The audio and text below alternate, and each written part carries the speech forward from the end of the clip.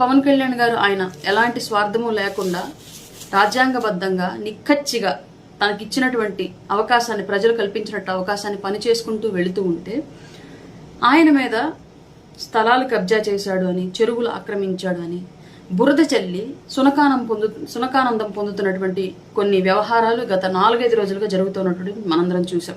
ప్రత్యేకించి తెలంగాణ అంశం. పవన్ కళ్యాణ్ గారు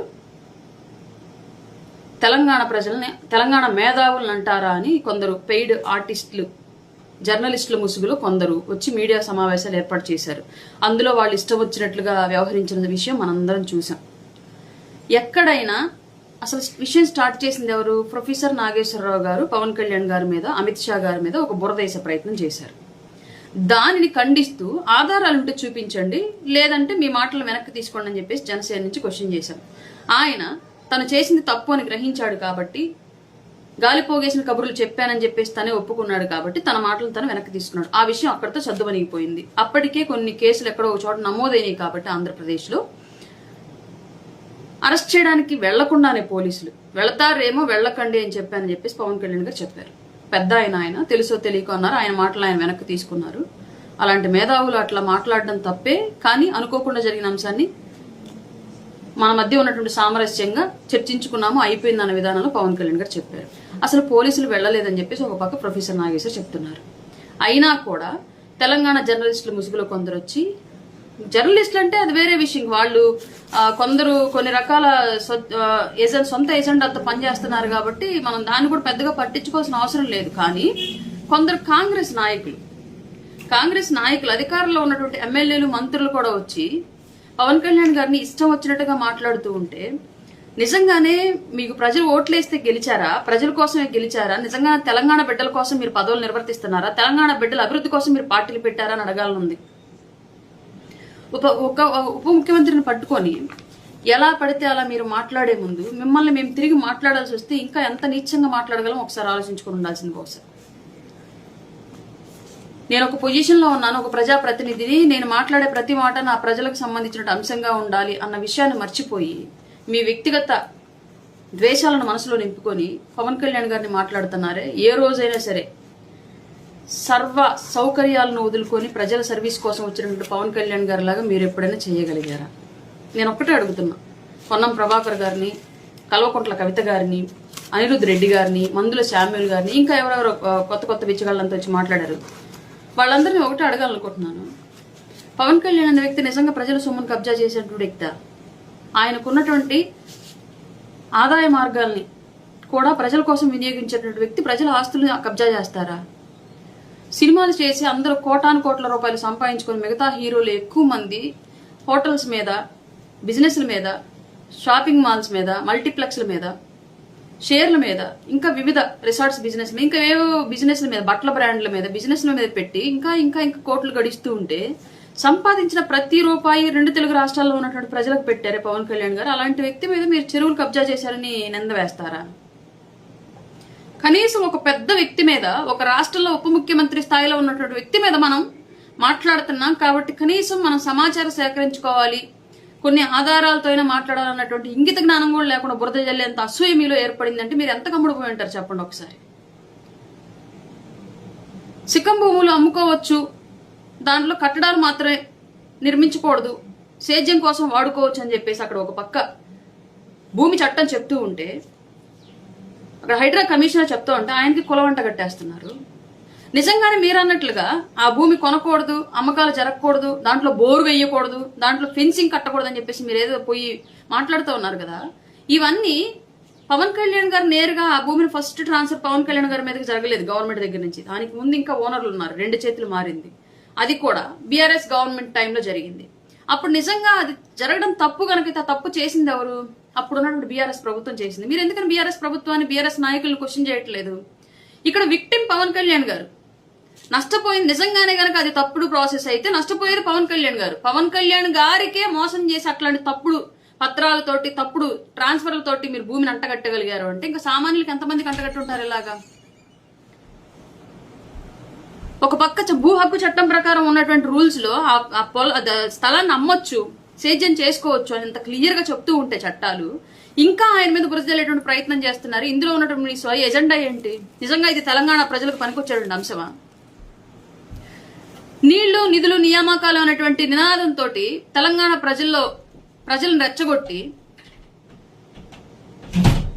మనం విడిపోతే, ఆంధ్రప్రదేశ్ నుంచి మనం విడిపోతే మనం ఉద్యోగాలు ఎక్కువ వస్తాయి, మనకు నిధులు ఎక్కువ వస్తాయి, మనకు నీళ్లు ఎక్కువ వస్తాయని చెప్పేసి మభ్యపెట్టి రాష్ట్రాన్ని తీసుకున్న వాళ్ళందరూ, ఏలిన వాళ్ళందరూ ధనవంతులు అయిపోయారు తప్ప సామాన్య ప్రజలు ఎక్కడ బాగుపడలేదు, తెలంగాణ బిడ్డలు ఎక్కడ బాగుపడలా. నిజంగా తెలంగాణ నినాదం కోసం, ఆ తెలంగాణ సాధన కోసం ప్రాణాలు వదిలినటువంటి ఎంతో మంది బిడ్డల కుటుంబాలు ఇప్పటికీ అలాగే ఉన్నాయి, దిక్కుమాలిన కుటుంబాలాగే ఉన్నాయి. ఎవడు పట్టించుకోలేదు, ఏ నాయకుడు పట్టించుకోలేదు. 10 ఏళ్ల పాటు అధికారంలో ఉన్నటువంటి బీఆర్ఎస్ పట్టించుకోలేదు, ఇప్పుడు వచ్చినటువంటి కాంగ్రెస్ పట్టించుకోవట్లేదు. కానీ మీరు ఇప్పటికీ మా తెలంగాణకి ఎవరు రాకూడదు బిడ్డ, మా తెలంగాణని మాట్లాడుతున్నారంటే, నార్త్ కొరియా అధ్యక్షుడు కిమ్ ఎలా అయితే ఇతర దేశస్తులు మా దేశంలో పర్మిషన్ లేకుండా రాకూడదు, మా దేశస్తులు బయటికి వెళ్ళకూడదు, ఇక్కడ సమాచారం బయటికి వెళ్ళకూడదు, బయట సమాచారం ఇక్కడ తెలియకూడదు అని చెప్పేసి ఒక నియంతృత్వ పాలన ఎలా అయితే చేస్తున్నాడు, నియంత పాలన ఎలా అయితే చేస్తున్నాడో, అలా ఏమైనా తెలంగాణ ప్రజలు గొంతు నొక్కాలనే ప్రయత్నాలు ఏమైనా చేస్తూ ఉన్నారా? తెలంగాణ ప్రజలకు జరుగుతున్న అన్యాయాన్ని పవన్ కళ్యాణ్ గారు వస్తే ప్రశ్నిస్తారని భయపడుతున్నారా?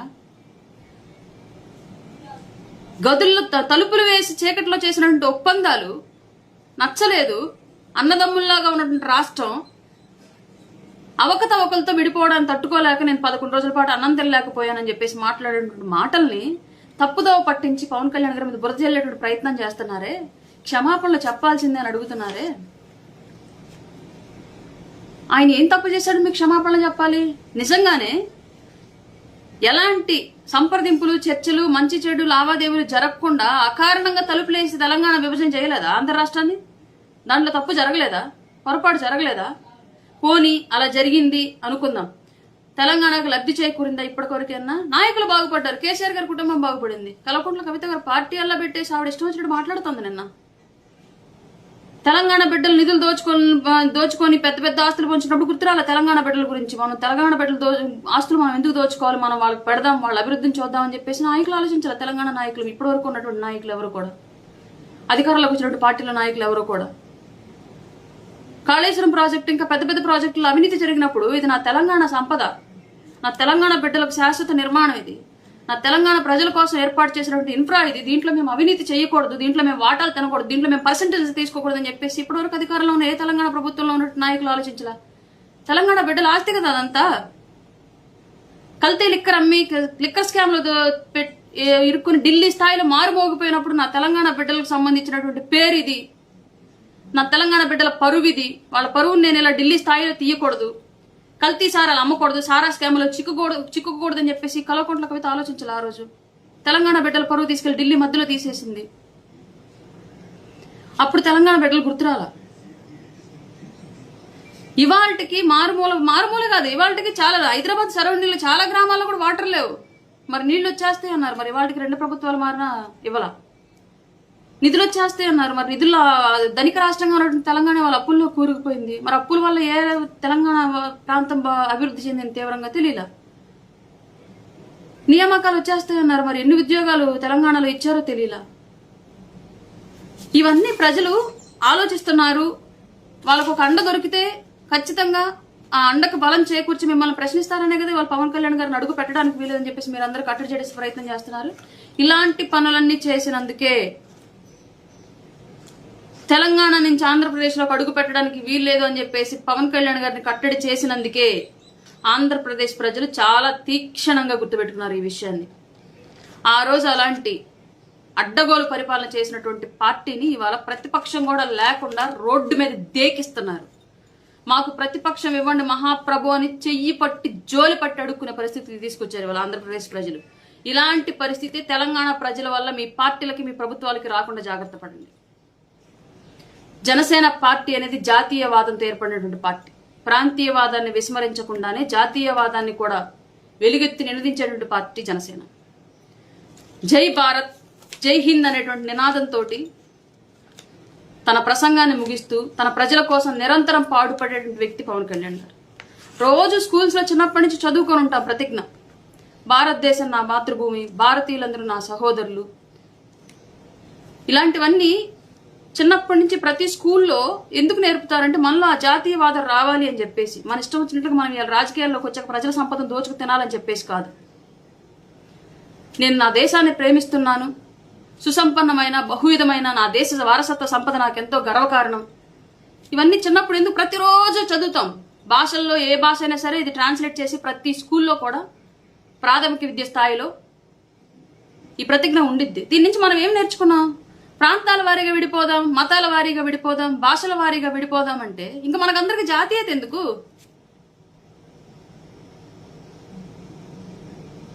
ఎవరు ఇష్టం వచ్చినట్లుగా వాళ్ళు ప్రాంతీయ విద్వేషాలను రెచ్చగొట్టి తెలంగాణ బిడ్డల గొంతు నొక్కి మీ ఇష్టం వచ్చినట్లుగా మీరు వ్యవహరిస్తాను అంటే ఇక్కడ ఎవరు చూస్తూ ఊరుకోరు. పవన్ కళ్యాణ్ గారు అస్సలు చూస్తూ ఊరుకోరు. కారణం, ఆయనకి జన్మనిచ్చింది ఆంధ్రప్రదేశ్లో అంజనమ్మ గారైనా ఆయనకు పునర్జన్మనిచ్చింది తెలంగాణ గడ్డ కొండగట్టు అంజన్న. ఆయనకి సినిమా అవకాశాలను కల్పించింది ఆ ఇండస్ట్రీ, అక్కడ ఉన్నటువంటి ఇండస్ట్రీ. ఆయనకి దేశవ్యాప్త గుర్తింపు తీసుకొచ్చింది అక్కడ ఉన్నటువంటి ఇండస్ట్రీ. తెలంగాణలో ఉద్యమాల్లో ఆయన ఒక భాగం, తెలంగాణ విధానాల్లో ఆయన ఒక భాగం, తెలంగాణ అభివృద్ధిలో ఆయన ఒక భాగం, తెలంగాణ ప్రజల్లో ఆయన ఒక భాగం. అక్కడెక్కడో ఉన్నటువంటి మహబూబ్ నగర్ జిల్లాలో మారుమూల తండాల్లో షూటింగ్కి వెళ్ళి అక్కడ ఉన్నటువంటి ప్రజలు వచ్చి అయ్యా మంచినీళ్ళు ఇబ్బంది పడుతున్నాం, మంచినీళ్ళు ఇవ్వండి అని చెప్పేసి అని అడిగితే మీరందరూ మౌనంగానే ఉండేవాళ్ళు. రోజు వచ్చాయి కదా మాకు ఇవన్నీ అని చెప్పేసి మీ తెలంగాణ నుంచి గెలిచినటువంటి నాయకులంతా కూడా. కానీ పవన్ కళ్యాణ్ గారు అలా ఉండలేకపోయారు. రాత్రి నిద్ర పట్టక తెల్లారి లేచి వెళ్లి లక్షల రూపాయలు ఖర్చు పెట్టి అక్కడ బోర్లు వేయించాడు. మీ తెలంగాణ నాయకులు అధికారాలు చేపట్టి ధనదాహంతో విర్రవిగుతున్నట్టు నాయకులు పట్టించుకోకపోబట్టే పవన్ కళ్యాణ్ గారిని వచ్చి అడిగారు, ఆయన చేయగలిగాడు. తెలంగాణలో ఎలాంటి విపత్తులు వచ్చినా ఆయన కష్టార్జిత నుంచి ఆ రాష్ట్ర ప్రజల కోసం ఆ రాష్ట్ర ఖజానాకు కోట్ల రూపాయలు విరాళాలు ఇచ్చున్నారు. ఇవన్నీ ఆయన ప్రాంతీయవాదం చూసి ఇవ్వాల, ప్రజల ఆవేదన చూసి ఇచ్చాడు. ప్రజల ఆవేదన చూసి చెలించేటువంటి వ్యక్తి పవన్ కళ్యాణ్ గారు. పవన్ కళ్యాణ్ గారిని కేవలం ఒక రాష్ట్రానికి ఒక భాషకు పరిమితం చేయాలని మీరు చూడకండి. బంగ్లాదేశ్లో హిందువుల మీద దాడి జరుగుతుంటే ఆ విషయం మీద ప్రశ్నించారు అన్న, తమిళనాడులో సనాతన ధర్మాన్ని ఒక వైరస్తో పోల్చి మాట్లాడితే ఆ విషయం గురించి ప్రశ్నించారు అన్న, మహారాష్ట్రలో జరుగుతున్న ఇబ్బందుల గురించి ప్రశ్నించారు అన్న. మానవీయత, మానవత్వవాదం అనేది జాతీయ భావంతో ముడిపడి ఉండేది తప్ప ప్రాంతీయ భావంతో ముడిపడి ఉండదు. ఒక వ్యక్తి సమస్యలో ఉన్నప్పుడు చూసి చెలించేటువంటి మనస్తత్వం నాయకుల్లో ఉండాలి. పవన్ కళ్యాణ్ గారిలో పుష్కలంగా ఉంది. మళ్ళీ చెప్తున్నాం, మీరు ఎన్ని మాటలు మాట్లాడినా తెలంగాణ బిడ్డల కోసం పవన్ కళ్యాణ్ గారు నిలబడతారు. తెలంగాణలో మా పార్టీ ఆల్రెడీ పోటీ చేసింది. తెలంగాణ ప్రజల ఆశీర్వాదంతో కొన్ని కౌన్సిలర్ సీట్లు కూడా గెలిచింది. ఇంకొక మాట ఏదో మాట్లాడుతున్నారు, పవన్ కళ్యాణ్ గారు సారీ చెప్తేనే ఈ రాష్ట్రంలోకి అడుగు పెట్టాలి, ఇష్టం వచ్చినట్టు మీ ఇష్టం వచ్చినట్టు మీరు మాట్లాడారనుకోండి. ఇప్పుడు ఆ మాటలు మేము మాట్లాడితే ఇంకా మీరు తలక ఎక్కడ పెట్టుకోవాలి కూడా మాకు అర్థం కాదు. ఎందుకు చెప్పాలి పవన్ కళ్యాణ్ గారు సారీ? నేను ఒక వీడియో చూపిస్తాను. ఈ మాటలన్నీ మాట్లాడింది కేసీఆర్, కేటీఆర్ కాదా? ఎవరితో సారీ చెప్పిస్తారు? ఆ వాతావరణం డిస్టర్బ్ చేయొద్దు, మళ్ళా మన గ్రామసీమలలో వెళ్తి లేవద్దు. ఎక్కడికక్కడ మాట్లాడి పిల్ల కాలువలు తవ్వే విషయంలో కూడా మీరు సహకారం చేసినట్టయితే మన సిరిసిల్ల, మన రాజన్న సిరిసిల్ల జిల్లా గోదావరి జిల్లాలకు కోనసీమకు తీసుకోకుండా ఈ ప్రాంతం కూడా పచ్చదనంతో కలకలలాడే దృశ్యం. నన్ను పిలిస్తే నేను పోయినా. నిజంగా సినిమా నేను ఇట్లా కూర్చొని చూస్తున్నా.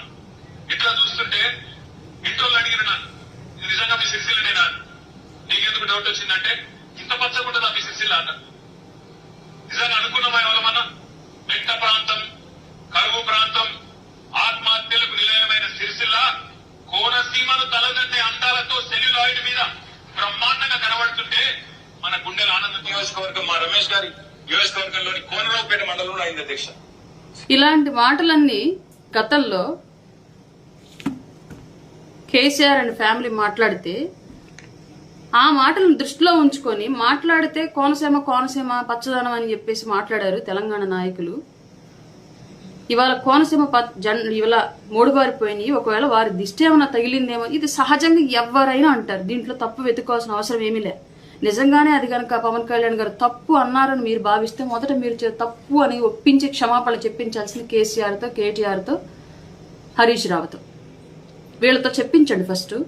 ఆ తర్వాత పవన్ కళ్యాణ్ గారు ఎందుకు అన్నారు, ఏ ఉద్దేశంతో అన్నారు దాని గురించి వివరణ మీరు ఎక్స్పెక్ట్ చేయండి. మీ ఇష్టం వచ్చినట్లుగా మీరు తెలంగాణ అనేటువంటి మాటను ఒక్కదాన్ని పెట్టుకొని నాయకుల కోసం పుట్టల తెలంగాణ, తెలంగాణ ప్రజల కోసం పుట్టింది తెలంగాణ, తెలంగాణ ప్రజల్లో నుంచి వచ్చింది తెలంగాణ భావం. తెలంగాణ ప్రజలు ఆత్మాహుతి చేసుకుంటే ఎన్నో ఉద్యమాలు విప్లవాలు చేస్తూ వచ్చింది తెలంగాణ. 2-3 కుటుంబాల కోసం రాలేదు తెలంగాణ. మీ 2-3 కుటుంబాలు తప్ప తెలంగాణలో ఎవరు బాగుపడింది లేదు. ఇవాళకి అన్నదమ్ముల్లో బ్రతుకుతున్నాము అంటే అది తెలంగాణ ఆంధ్రప్రదేశ్ మధ్య ప్రజల మధ్య ఉన్నటువంటి సఖ్యత. మీరెవరు రావద్దనడానికి. ఇక్కడ పిల్లల్ని అక్కడ వాళ్ళు చేసుకుంటున్నారు, అక్కడ పిల్లల్ని ఇక్కడ వాళ్ళు చేసుకుంటున్నారు. అన్నదమ్ముల లెగిస్తే ఉదయం ఆ రాష్ట్రంలో ఉంటే సాయంత్రం ఈ రాష్ట్రంలో ఉంటున్నాం. మీరెవరు రావద్దంటానికి. ఇదేమన్నా పాకిస్తాన్ ఇండియా బోర్డరా? మధ్యలో బోర్డర్ కట్టండి, లేదంటే సెక్యూరిటీ ఏర్పాటు చేసి అటోళ్ళు ఇటోళ్ళు రావడానికి వీలు అని చెప్పేసి పెట్టండి. అయితే మీ తెలంగాణలో కాంగ్రెస్ ప్రభుత్వం అధికారంలో ఉంది ప్రస్తుతం. ఎలాగో చాలా రాష్ట్రాల్లో ఏం చేస్తుందో తెలిసిన విషయమే. దానికి తోడుగా బీఆర్ఎస్ కూడా జతగలిసింది. అందరూ దొంగలు కలిసి ఊళ్ళు పంచుకున్నారు అన్నట్లు సామెత సంధాన. అందరూ ఇప్పటి వరకు అధికారంలో ఉన్నటువంటి పార్టీల్లో ఉన్న వాళ్ళందరూ కూడా అక్కడ అధికారంలోకి వచ్చినటువంటి పార్టీలు వాళ్ళందరూ నాయకులందరూ కూడా కలిసి తెలంగాణ ప్రజల్ని మోసం చేస్తున్నారు. తెలంగాణ ప్రజల గొంతు నొక్కుతున్నారు. తెలంగాణ ప్రజల అభివృద్ధి మీద ఉక్కుపాదం వేసి మోపుతున్నారు మీరు. మీ వల్ల తెలంగాణ ప్రజలకు ఎప్పటికీ ఏం ఉపయోగం లేదు. తెలంగాణ వాదం అంటే నాయకుల్లో పుట్టింది కాదు, ప్రజల్లో పుట్టింది. తెలంగాణ అభివృద్ధి అంటే నాయకులలో జరిగింది కాదు, ప్రజల్లో జరగాల్సింది. అలా జరగలేదు కాబట్టే ఈరోజు పవన్ కళ్యాణ్ గారు ఖచ్చితంగా ఆ ప్రజల పట్ల నిలబడతారు. భవిష్యత్తులో ఆ ప్రజల కోసం పోరాడతారు కూడా. ఆపుతాము అంటే ఇది ప్రజాస్వామ్యం, రాజరికం కాదు. రాజరికం పోయింది, దొరల పాలన పోయింది. అయినా ఫామ్ హౌస్లు కట్టుకుని ఫామ్ హౌస్లో ఉండడం వల్ల మీరే దొరల్లాగా ఫీల్ అవుతున్నారేమో, తెలంగాణ మీ కాళ్ళ కింద ఉందని ఫీల్ అవుతున్నారేమో. కానీ తెలంగాణ నాయకులు, పార్టీలో అధికారంలో ఉన్నటువంటి పార్టీల నాయకులు తెలంగాణ మీ కాళ్ళ కింద లేదు. తెలంగాణ ప్రజలకు ఆక్రోశం వస్తే మీ అధికారపు గొంతు మీద ఉక్కుపాదం వేసి తొక్కుతారు, గుర్తుపెట్టుకోండి.